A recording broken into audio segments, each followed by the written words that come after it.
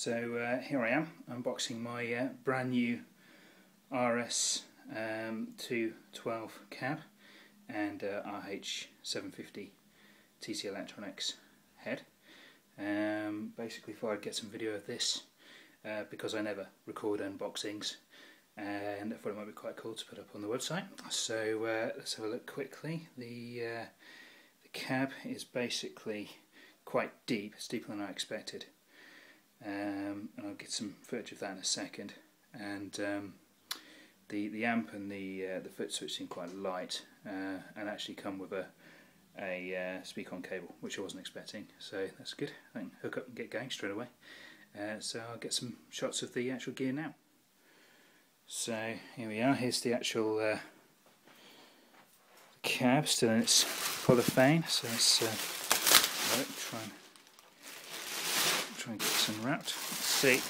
You may be able to see that the texture of the finish is it's quite rough. It's like it's been said that it's like it's this safety flooring that you get in playgrounds and stuff, and on stairs, like anti-slip surface.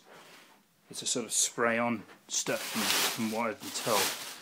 Got these two bloody great handles, but you'll notice that pretty deep. I mean, that's the front of the cab there, and when I first pulled it out of the box, I thought that the front of it was this side. When I went to lift it out, I was quite surprised that actually the front grille is there. I don't know why I was surprised, because all the pictures show it looking like that, but I didn't realise it was quite as deep as it is, and it goes back quite a way. So you get an impression there for how big that is, depth-wise, which I guess is how they get such a nice deep resonant tone out of them.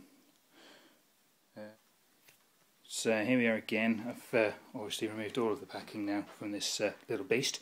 I thought I'd get some more detailed shots of this because there aren't many really detailed workups of what this thing looks like. There's lots of the amp, but not really a lot of imagery and sort of detailed sort of look-arounds of you know, behind the amp and what the porting looks like and things like that. So I thought it'd be interesting to just get some shots of that so people can see. You can see here we've got our tweeter control, which looks quite sturdy. It's notched, so you can get an idea of that it's not going to move on its own and do horrible things in the middle of gigs. You've got your speak-ons. They just marked as links.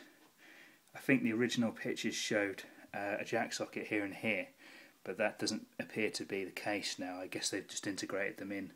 So you've got your central jack in the middle of your speak-ons, and then your speak-on connector on the outside there.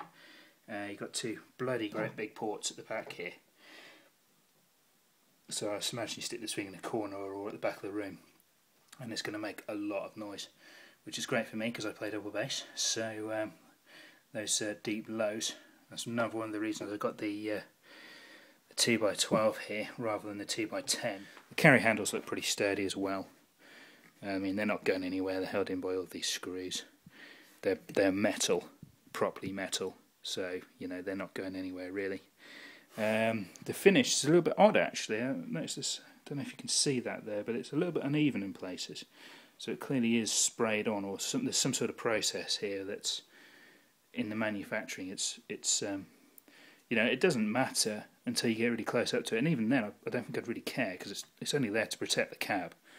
And I'm not one of these people who, you know, needs to keep their gear absolutely pristine in order to play. So so I won't care if it gets scratched or marked.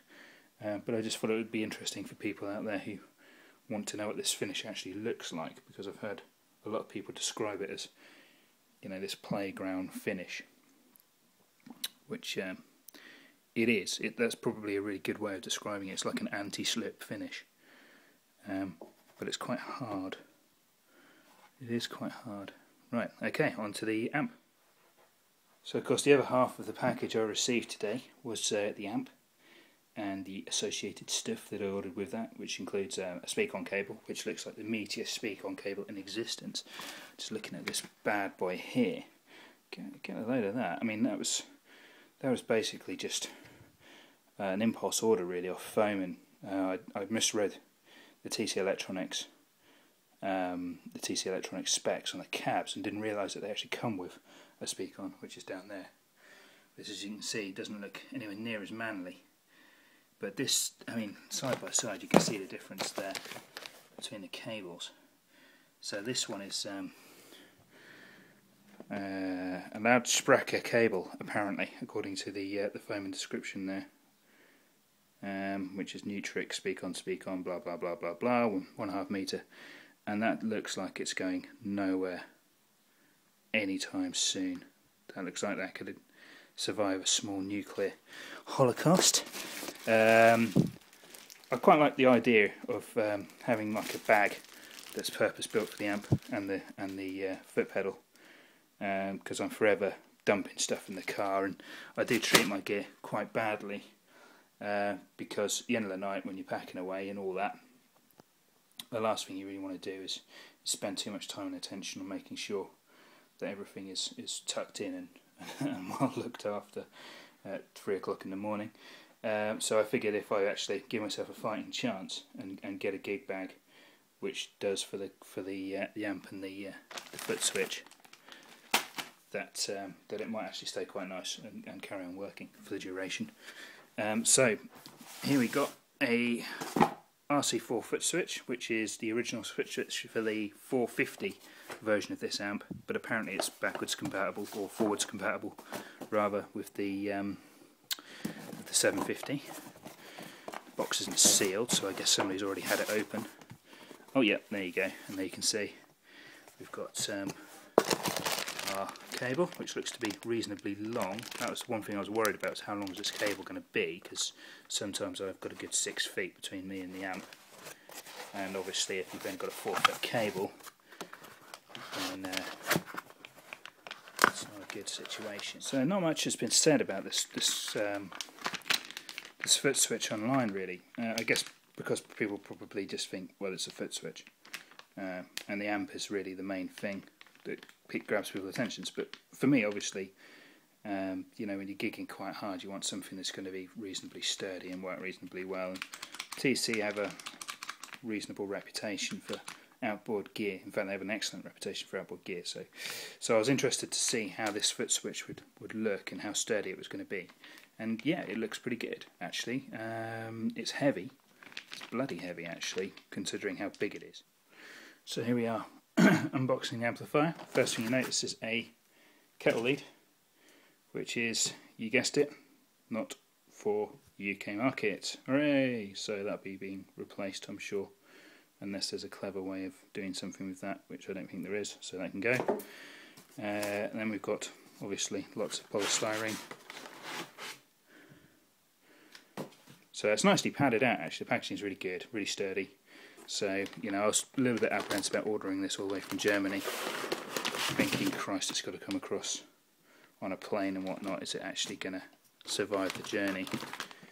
Instruction booklet and an audio cable. Hooray! RCA audio cable. Brilliant.